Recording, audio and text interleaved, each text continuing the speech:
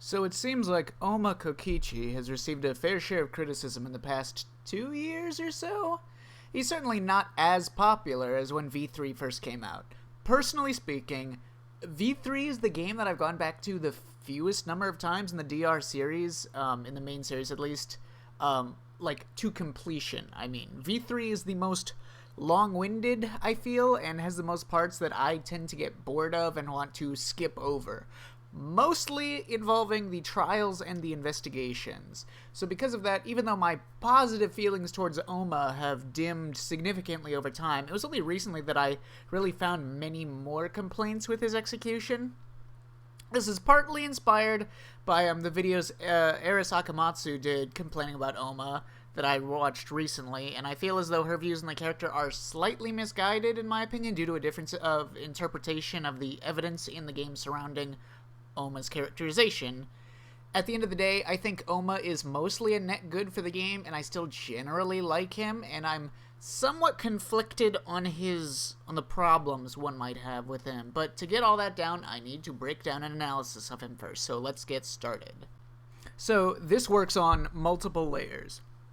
Ouma is obviously meant to herald back to Komaeda, as well as serving as a stand-in for the themes about lying and how it relates to fiction and the way we consume fictional media. Granted, all characters in Danganronpa are meant to be commentaries on how we consume fictional media, since the whole series is about meta-commentary and playing off of tropes and genre conventions. But Ouma is clearly a representative of lying. So he comes across as an insensitive, childish brat. He does some fucked up shit when he creates a plan to kill both Miyu and Gonta. He pretends to be the mastermind to prevent the killing game. He creates a murder plot to make Monokuma commit an error. And we know that in his past, he was the leader of a group of harmless pranksters. Now, the easiest thing for us to determine is actually his overall motivations, or what we're supposed to gather from his motivations. Ouma states in Chapter 5 that he needed to lie to himself to make himself believe that the killing game was fun in order to survive. We also know from Saihara's diegetic narration, talking about Ouma, that he states that Ouma was the embodiment of a lie, and that they'll never know what was true and what wasn't about Ouma because the truth is in the eye of the beholder when the substance is, nothing but lies. This matches up with Ouma's own statement about lying to himself because it generally makes sense that Ouma, pre-killing game, was a mostly harmless child with a penchant for lying, but upon entering the stressful situation of the killing game, he adopted a false personality, very similar to So in Your Turn to Die. He role-played or method-acted as a villain, to the point that he believed it himself. This is clearly what happened with Ouma, because we can see a lot of parallels by looking at it like this. V3 is full of instances where characters crack under the stress of the killing game and lie to themselves or exist in some sort of delusion. We know that Kaede cracked under the pressure of the killing game and allowed murderous intent to cloud her judgment, based on several lines from Monokuma about how it's fun to see the defiant ones crack and get their hands dirty, and many other similar lines to that effect. And because we know from seeing Kaide's perspective, playing as her, that she's not as carefree as she presents herself as being on the outside. She's actually extremely anxious and a bit of a perfectionist who can't really stand when things are not going as well as she hopes they will, which made her a prime target for Monokuma to apply pressure to until she cracked. We know the people that Angie manipulates into joining her cult are engaging in delusional escapism. They can't handle the stress of the killing game, and so they seek a lie in order to escape from that reality. Beyond that, several other characters convince themselves of false things and make excuses to themselves, like Kirumi, who clearly has a strong personal desire to survive, but convinces herself that she is purely doing it out of the benefit of the world. Miyu convinces herself of something very similar. She gave an excuse to Ouma while trying to murder him, that she needs to survive for the sake of the world. Maki's character arc is also presented as though it is a self-told lie, right? That she convinced herself that she didn't deserve to have friends. That's what Kaito says while describing her in a later chapter. Obviously, this is most relevant when looking at, say, Angie's cult, and Himiko especially, who Ouma even directly calls out for lying to herself, his words. This is a clear trend in the game which adds credence to the very likely theory that Ouma's personality is a delusion that he crafted for himself. We can also see moments where Ouma seems to be questioning his own actions, where he is being indecisive, because the evil persona he's convinced himself of ends up fighting against his instinctive emotions. We see this with characters like Tenko. Tenko is a character who has truly convinced herself that all men are horrible, awful scum, but her instinctive emotions override her conscious beliefs. And she's constantly doing nice things for everyone, male or female, because it is her first instinct to be a good person, and when she sees someone that needs help, she helps them. Emotionally, she wants to help them. She clearly doesn't actually hate men. She's just very dumb and very gullible, and when she thinks about it consciously, she believes what she's been told about men being bad without really thinking about it much more than that. She has an academic belief. She has an academic delusion she's lied to herself about with the hating men thing, and it never once overpowers her emotional instincts. She never says something mean to someone who would actually feel hurt by the things that she says or is already feeling down or anything like that. We can see this with Ouma in Chapter 4, when his evil villain persona he's convinced himself that he is, plans to set up Gonta's death. But near Gonta's execution, Ouma seems to actually genuinely regret his actions, and his emotions seem to be genuine. He seems indecisive, and like he's realizing that he actually doesn't want Gonta to die. This seems totally consistent with the rest of the game, and with his words about how he lied to himself to convince himself the game was fun in order to survive. So, at the end of the day, it seems as though Ouma's core characterization is about how he is the embodiment of a lie. How he lies to himself to the point where he has no truth anymore. He is whatever he believes that he is at any given moment. When he says something, it might be true to him at that moment, it might be a lie later on once he believes that he is something else. That's why the image that represents him in Saihara's monologue is an Ouma with constantly shifting faces. But wait, kids, there's more. There are still a few more things that we can gather from Ouma's truth, as it would be. There are a couple more things that I and many others believe come across as genuine from Ouma in this game. Obviously with no definitive proof, but things that he seems to actually believe. Firstly, and most obviously, are his personal views on lying. Ouma has several monologues about trust and truth and lies, and these seem to be his real thoughts on the matter. Ouma is the character who can tell when other people are lying, basically all of the time. Pretty much the only lie that he doesn't seem to sniff out is Tsumugi being the mastermind, which says some things about her character, but I'll leave that for another video. That's why Ouma figures out that people must be watching the killing game. An audience, because he naturally doubts everything. He doubts himself and his own memories. He doubts Monokuma's motives. He doubts other people. In his room, when we investigate his room in Chapter 6, he has a whiteboard with pictures of the whole cast. We can see that he's been collecting and hoarding things throughout the game, and on the board he has all the killers and all their victims. But he also has the remaining survivors, most of them lumped together with the words suspicious, pointing to all of them. Saihara is the only one that's singled out with the question, trustworthy? ? Next to him.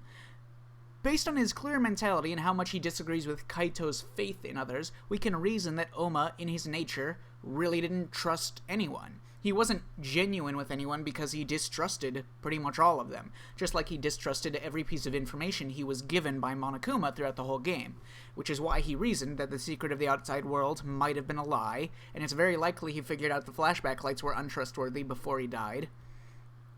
Anyways, onto the other stuff that was genuine from him. We have a couple moments throughout the game where Ouma's personality seems to be highlighted in one way or another, and this is one of the big ones for me, and it happens, this kind of thing happens a few times. Well, we come from different backgrounds. So for now, let's agree to disagree. No one's ever called me naive before. And from Kaito? Seriously? This seems to be a genuine reaction of anger from Ouma. Ouma seems to have a clear sense of pride regarding his worldview. He gets pissed off when Saihara lies in Chapter 4 in order to pin the blame onto Ouma, when Ouma describes why he made his plan to fuck over Monokuma in the Killing Game. He said it's because he feels pissed off towards the people watching them suffer and the people putting on the game. Never at any point does Ouma even mildly suggest that he's trying to end the Killing Game for the good of anyone or to save anyone. He just feels personally offended that he's a plaything for the mastermind. His ego and his sense of anger towards being insulted and being toyed with is one of his core motivations, which brings us back to his parallels to Kaito. Kaito is also a prideful and spiteful character. Kaito is the one who, from the very beginning, is the most intent on not participating in the Killing Game, on rejecting it entirely, based on the same sense of hatred with the idea of being toyed with. When they all get their mono pads, at the very beginning, Kaito raises his up in the air, about to smash it on the ground, before Rantaro stops him, saying he'll be executed if he breaks the rules, if he breaks property. And Kaito says that he doesn't care, he's not going to play this bullshit game.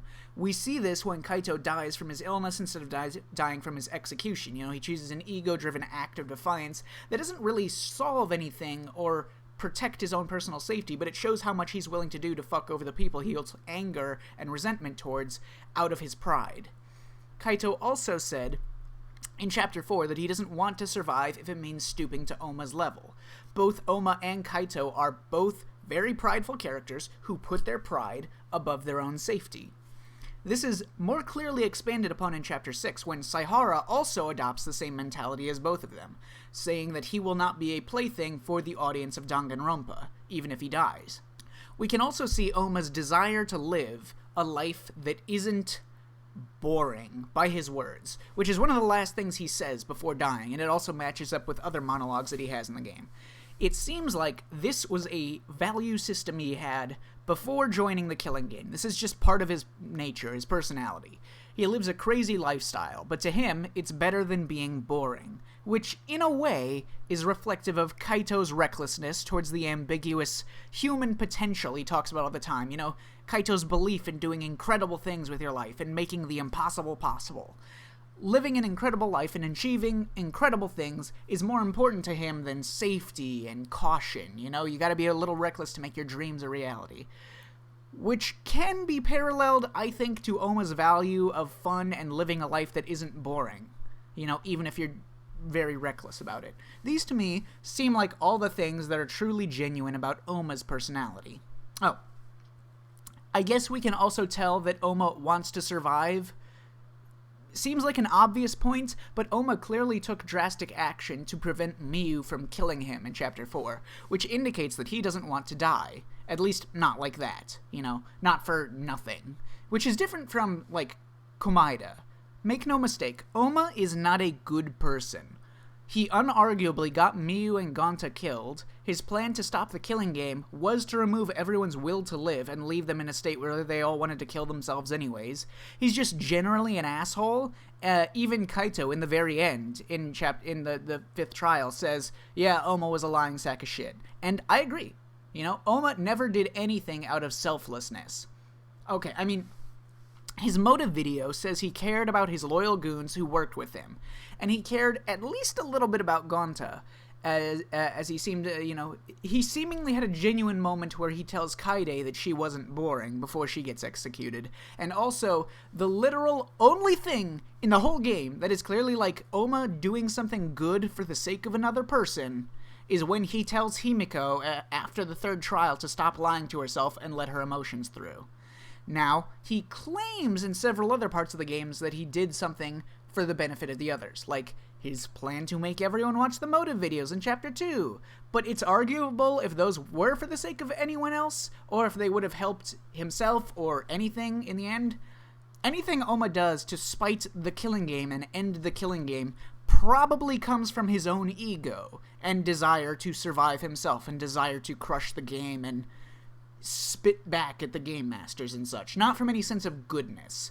Obviously, I'm not saying he's, like, totally devoid of all goodness, but he really is mostly, like, a complete fucking asshole.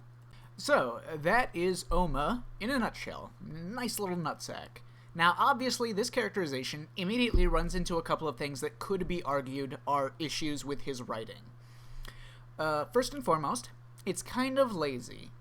Most of Ouma's actions in the game and his behaviors in any given moment exist in this nebulous state where he could be anything at that point in time. Since he has no truth to him, you could just kind of have to hand wave away most of his behaviors as, he's just playing a character, or maybe he has some plan in mind, no way to know. That means they could write almost anything for the character to do at any point in time, and it wouldn't break his characterization, which is pretty lazy. This is where I feel the most conflicted on Ouma, because the game is also aware of this fact. When Kaito tells Ouma that he's crazy and that his decisions defy all logic, Ouma says, "At least I wasn't boring, right?" Which is the last thing he says, and seems to imply that the game is totally aware for most of the game that Ouma is just kind of this puppet, just acting out a false role, just method acting a chaotic being, not pursuing a consistent motivation or worldview. But it is posturing that Ouma's entertainment value as a chaotic wild card and the value he provides, regardless of what excuses he gives at any given moment for his chaos. In a meta-commentary sense, I actually kind of agree with this. I think that entertainment value is more important than, internal narrative consistency. However, I still feel conflicted on this aspect of Ouma's character for obvious reasons. Now, before we get into Ouma's specific actions in the story, I want to talk about why I personally started to like Ouma less and less over time. It's because in chapters 2 and 3, he's really fucking annoying, because the more I thought about it, the less his words made sense. In chapter 2, Ouma starts saying things like, the more we cooperate, the more Monokuma will make us suffer. He wants you to try to cooperate so you can screw you over and manipulate you. And in general, I agree that Monokuma is manipulating them at every stage, but Ouma's words still make no sense. Under what circumstance would the quote, not cooperating, lead to a better outcome? It arguably makes sense if Ouma's goal is not to survive, but instead to do whatever the mastermind won't expect and screw the killing game over. But for everyone else who does want to survive, it's totally illogical. This is kind of an issue with Angie, too, since Angie says that they can end the killing game if they remove their desire to leave. But none of these statements are even remotely true. The first motive in V3, after the first blood perk at least, is that literally everyone in the game will die unless they play the game. Regardless of what they do, Monokuma can just force them at gunpoint to play the game or die anytime he wants. Now, like I said, this makes sense for Ouma. I think it's very likely that he would rather they all die from the motive than play the killing game. Just to spite the game itself. Just to give it a fuck you. Which is why Ouma takes no action in Chapter 1 to prevent the time limit from expiring. He doesn't try to kill anyone or set up any murder or fight back or anything. But when Ouma says shit like, we shouldn't cooperate because Monokuma will make us suffer, and Saihara thinks to himself, that sounds reasonable. Maybe he has a point. No it fucking doesn't. If you don't play the killing game, Monokuma will force you to do it. Period. You will all die. You can't avoid that. Angie's plan wouldn't have worked either. Monokuma would, again, just eventually force them all to play or die. That's it. He will always provide a motive that will force him to do it. You are hostages at gunpoint. That's why you're here. None of these characters have any reason to believe that that's not the case, since the very first motive was they'd all be killed if they didn't play along. Clearly, Monokuma has no problem with forcing the issue. So that's why all of Ouma's arguments in the first couple chapters really annoy me. Because the game tries to make it sound like he's making some good points and maybe he's not an asshole. Maybe he's saying some things that are actually reasonable and would actually help. No, nothing he says would actually solve the problems that make the killing game continue. His charm wore thin for me over time, and I started liking his jokes and his entertainment value. I started liking the other characters more and more, and Ouma less and less. That's generally why he fell out of favor from me. Chapter 5 is a chapter I've gone back to the least times, because it really drags, man. It's impossible for me to be invested in most of the mysteries at that point in the story, since you can clearly tell that they don't matter, and that they're fake by that point. So everything really interesting will wait until chapter 6. but I recently went through Chapter 5 again, finally, just to finish it more thoroughly, and I finally got a chance to go back through the trial and stuff and think about Ouma's weird-ass plan again. So let's start from the top. So, Ouma's plan, immediately, is questionable. Let's say it starts in Chapter 4. Even though he's clearly been drafting out ideas in his room since the game began and collecting shit and all this. Anyways, he asks Miyu to make electro hammers and a device to control the exosols and the electro bombs. Immediately, big problem I have. Why can Miyu do this at all? Ouma says that Miyu didn't agree to stage a revolt with the rest of them because she believed that they'd just be betrayed again. But, like, that was an experience that she felt after several chapters of betrayal and certain flashback lights. If Miyu could have just made these fucking things anyways, her lab opened up in Chapter 1, then she wouldn't have been scared by that point of betrayal. They probably could have just had these made in, like, the first couple days, fought back to begin with. It's extremely weird that Miyu could have apparently made this extremely powerful shit this whole time, but just, like, didn't think of it, or Ouma didn't ask her to do it at that point. That's dumb. That's really, really dumb. Then, Ouma works with Monokuma to hide the motive in the virtual world. Now, it's arguable what Ouma was thinking here. If he just wanted to convince everyone he was the mastermind, he probably could have done that without killing Miyu or Ganta. I guess he felt that he had to kill Miyu since she would know that he wasn't the mastermind since she made the remote control for the exosols and not him, and she could have exposed his lie if he used that to, convince everyone, and it happened to work out nicely for him that she was also trying to kill him so he could get rid of someone who was threatening him. Anyways, I also find it weird that Miyu would try to kill Ouma. I guess it makes sense that he'd know if she was lying if he survived, but they bring up in the game that a killer might try to kill Saihara since he's a detective, but that never comes up again and no one ever does that. Anyways, it's also unclear how Ouma's plan was supposed to work. It seems like Ouma exposed himself as the mastermind and revealed the secret of the outside world to end the killing game, because he says when Maki attacks him that, the game should have ended already, and he seems to not have expected that the mastermind would make this play, like to trick Maki into killing Ouma.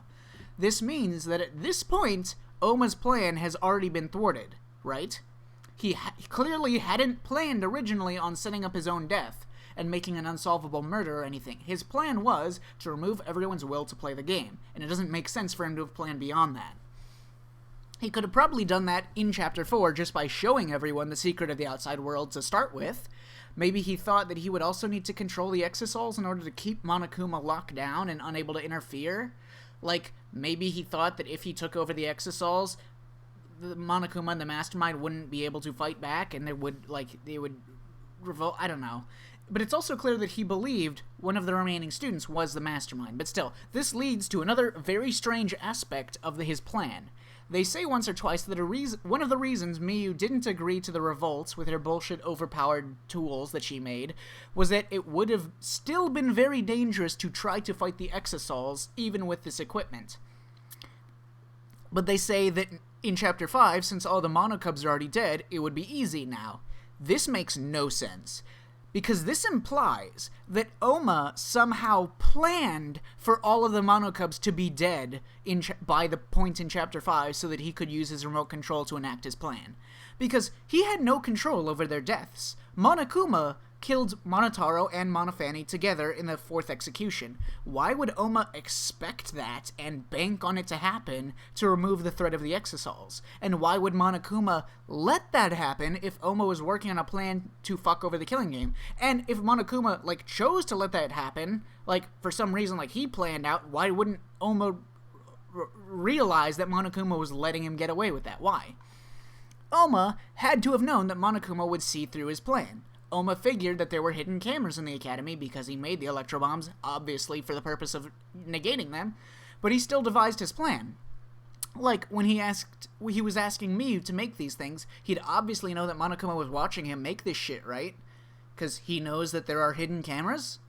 None of Ouma's plan makes sense without Monokuma cooperating with it, and Ouma should be aware that Monokuma has to cooperate with it, but if Monokuma is cooperating with Ouma's plan, that exists solely to fuck over Monokuma, why would Ouma not realize that, like, that Monokuma would be aware of it, and if he's letting it happen, he must have a leg up on Ouma.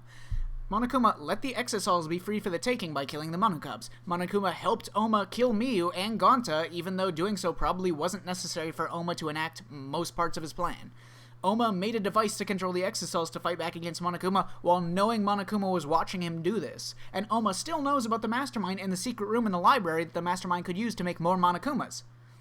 From Monokuma's perspective, it seems like this was all intentional, because the fourth motive was the secret of the outside world. Don't forget, in Chapter 4, the beginning of Chapter 4, this means that Monokuma was totally willing to reveal that there was no point to escaping the Academy all the way back in Chapter 4. If anyone else had found the motive and shared it with everyone, like if Saihara found the secret of the outside world, no one would have a desire to escape anymore. The only way it makes sense for Monokuma to give this as the motive is because he anticipated exactly what ended up happening, that Ouma would use it to manipulate Gonta into killing. This means that literally everything that happened was probably what Monokuma wanted and planned for, and Ouma should have realized that, because that's the only thing that makes any sense. The plan to ruin the killing game by making Monokuma get the culprit wrong, it does make sense. That part does make sense. However, what doesn't make sense is the fact that Ouma planned for this even though he literally didn't and couldn't have, since he was obviously not expecting Maki to come kill him based on his reaction and his statement about how the Mastermind was interfering with his plan. So why did he have a script ready to go and the electro bomb as well? Did he expect all of everything that happened, including Kaito saving him from Maki when Maki shot at him? Maki getting one dose of an antidote, etc.? Did he expect all of those things to work out perfectly? That makes no sense. Clearly, he couldn't have planned for the situation where they found themselves in to make a crime Monokuma couldn't solve in a happenstance, but his plan to do so, ignoring all the fact that he couldn't have planned for it, it does make some sense. It's ultimately just another fuck you to the killing game and to the audience and Master Kuma and the Mastermind and such. It doesn't have a practical solution beyond just leading Saihara and the others closer to the truth of the killing game. So it makes some sense. But most of the rest of his plan from Chapter 4 is just based on a shitload of weird contrivances, things that characters shouldn't have expected, and totally relied on Monokuma just letting it all happen and pushing it along. Even though Monokuma clearly was upset that it happened by the end of Chapter 5. It's dumb. Ouma would have also had to know exactly how Gonta would react to seeing the secret of the outside world in order for his plan to make sense, which is a big stretch. Now, some, like Aeris Akamatsu, have suggested that Gonta killing Miyu goes against Gonta's character for the sake of serving Ouma's narrative, and I'm torn on that. I tend to think of Gonta as a fairly flat character next to most of the cast, and I think it is necessary for someone who seems like they would never hurt anyone to be the culprit in that case, in order for Ouma's arguments about lies and trust to work in that chapter. Beyond that, I agree that I don't believe this would be Gonta's reaction to learning that they're the only survivors, but it is narratively consistent with the other characters in the game. In Chapter 5, when the others learn the secret, pretty much everyone except for Maki and Kaito give up completely in the same way and are all like contemplating suicide and shit. So if I'm to believe that Himiko and Saihara would just commit suicide upon this revelation, the secret of the outside world, why not Gonta? It seems like all the other characters just naturally feel the same way about it. And to be fair, it's not like we can pretend to know what it must feel like to realize that everyone you ever knew is dead, the world is dead, your space mission failed, you're back on Earth, it's unclear if you even have a future since I don't think they can start the spaceship up again, or fix the Earth, or anything. I don't know how long they can live in this place, if it's indefinitely or anything, if they'll run out of food or oxygen at some point, if they can make civilization here at all. So I will buy Gonta's motive for murder, because it's everyone, literally everyone else in the cast acts the same way about it. I think it doesn't make a ton of sense that he thinks it's better to die without knowing the truth. Like, I don't see how he thinks a mercy kill is a good idea, but whatever. Maybe I'm just like a nihilist, but like, dead is dead. It doesn't really matter what you learned before you died. But again, it's not entirely Gonta's design. It was largely influenced by Ouma's advice, which does take a big focus off of learning more interesting things about Gonta and Miyu. I also feel that Ouma doesn't deserve his mythical status that he's presented as throughout this game. And he's not different enough from all the other characters to warrant this sort of special attention. Like I said, most of his character exists in other characters, for us to understand him, in Kaito and Himiko and Tenko and such. It's not like he's the only character that remains ambiguous and open to interpretation after his death. Angie does too, arguably more so, since we'll never know how real her god is and what her divinations are. Ouma is mainly the primary antagonist because he's the most similar to Komaeda than the others. And in that he's a character who embodies constant contradiction, and he makes problems in a chaotic way. But Komaeda, I can believe that Komaeda makes inhuman choices. Komaeda is not human. He's barely human. Like, he's a character defined by his magical fucking powers of luck. He's clearly a meta-commentary paralleling Junko, another inhuman character who could have never been shown like a normal person. Both Junko and Komaeda are characters who view their worlds as though it's fiction. They treat other people like, well, we, the audience, treat fictional characters. Komaeda wants to see his favorite characters overcoming struggles in a plot, go through harsh obstacles and such. He wants them to partake in this great story, and he doesn't interact with them like a person would to a real human. Ouma is just a kid. He's literally just a child with a big ego who likes pranks and such. Why does he get to act so different from everyone else? Why is he the one who figures out so much stuff, who has so much control, who lies to himself in such an extreme way that he has no real truth to him anymore? Like, theoretically, this thing about him method acting and, like, making a false personality for himself and losing sight of his true personality or any truth to himself at all, theoretically, that just could have happened to anyone. Anyone could have snapped under the pressure and lost sight of themselves as they, made like a defense mechanism blanket, whatever. Ouma, sharing many traits with Kaito, also leads to some weirdness with both characters. In the start of Chapter 2, everyone is afraid of using the flashback light, but Kaito says that they shouldn't run away from their problems and they should confront the game head-on. But then in the same fucking chapter, when they get the Cubs pads, Kaito is on the side of people saying they shouldn't exchange them, and Ouma is the one who makes the exact same case for wanting to crush the game head-on and that they shouldn't run from their problems and ignore the motive videos. I see absolutely no reason why Kaito wouldn't have been the one to make this argument. Ouma can make any argument he wants at any time since his personality is fluid, I don't care. But it's a really half-assed way to make a comparison point between him and Kaito while also pretending like they butt heads all the time, because I see no reason for Kaito to not also argue that they should confront their problems head-on in this instance with the motive videos. And beyond all that, I just feel that Ouma isn't as innovative as a character as Komaeda was to the tropes and the ideas that he was meant to be a reconstruction and meta-commentary of in his game. Komaeda is a brilliant reconstructive genre commentary on the themes and characters of DR1, and I don't think Ouma is even the most innovative character of V3. Komaeda is DR2. DR2 can only exist with Komaeda. He makes the game what it is. Ouma could have easily been replaced with any other character that would be generally funny, cause conflicts, represent the embodiment of lies, and truth being in the eye of the beholder. And like Chapter 4 and 5 of V3 are all cut up in fucking Ouma's asshole, as his actions are basically what create the content of both those chapters. Those chapters could have definitely been constructed in a different way, where some other characters were key players in the driving conflicts or whatever conflicts ended up happening. We just need a murder and a trial for Chapter 4, and a murder and a trial for Chapter 5. Ultimately, those trials don't really accomplish that much in V3 since Ouma's plan fails. The important parts of those trials are about doubting the killing game and the motives and such. I just mean to say that these trials could have just been like normal trials with a killer and a motive and such, and not all focused around Ouma, and the story wouldn't be that different, so long as the themes are hit upon in a similar way. I suppose it makes the most sense relative to all the other characters in the game for Ouma to be the character who does this like method acting shit, who loses sight of himself, as we only know him as a like natural trickster and a prankster who would probably lie and method act a lot anyways. There's also the gradual change in characters that isn't explicitly pointed out, and some of these things may have been the result of like flashback lights throughout the game too. Like, we know that Kirumi got special memories from her motive video. Maybe Ouma got special memories from his motive video that slightly changed his personality at that point. The flashback lights can control their personalities quite a lot, so it's possible many of these things were directly controlled by Monokuma through that. We can clearly see that Miyu has a drastic shift in her attitude upon seeing the flashback light in Chapter 4, and right after that she starts planning her murder.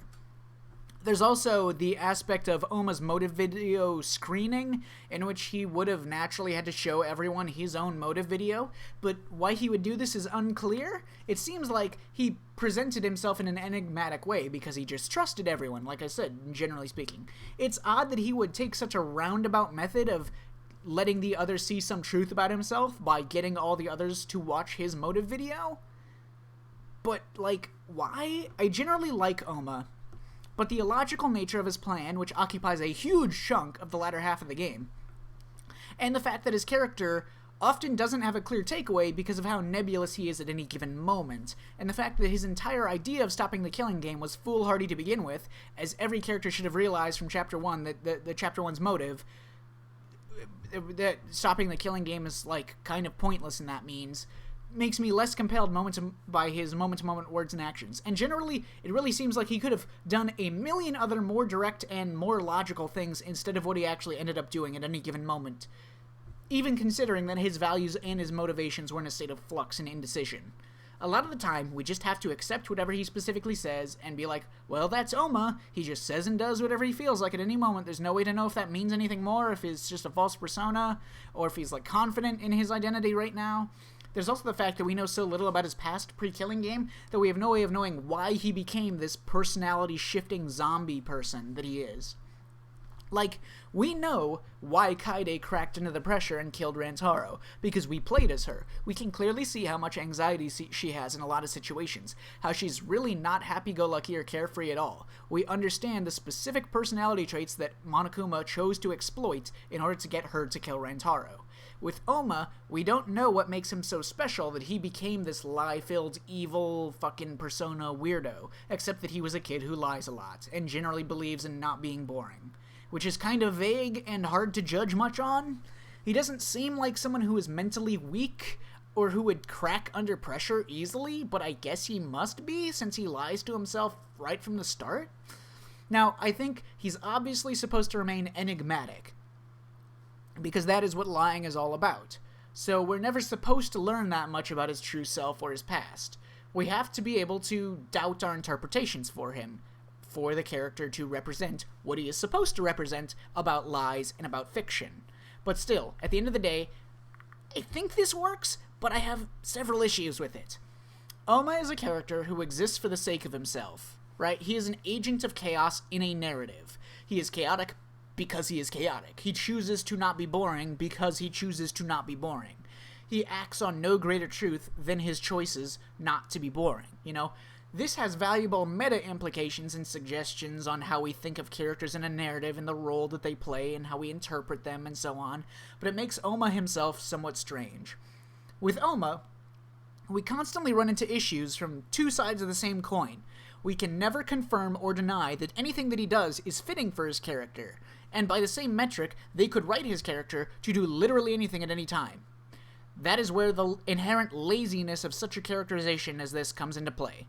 Playing through the game again, Ouma's like will he, won't he shit mostly feels like dry space, especially when the charm and the entertainment value of his character has worn away over time. Anyways, that's all for now. See ya.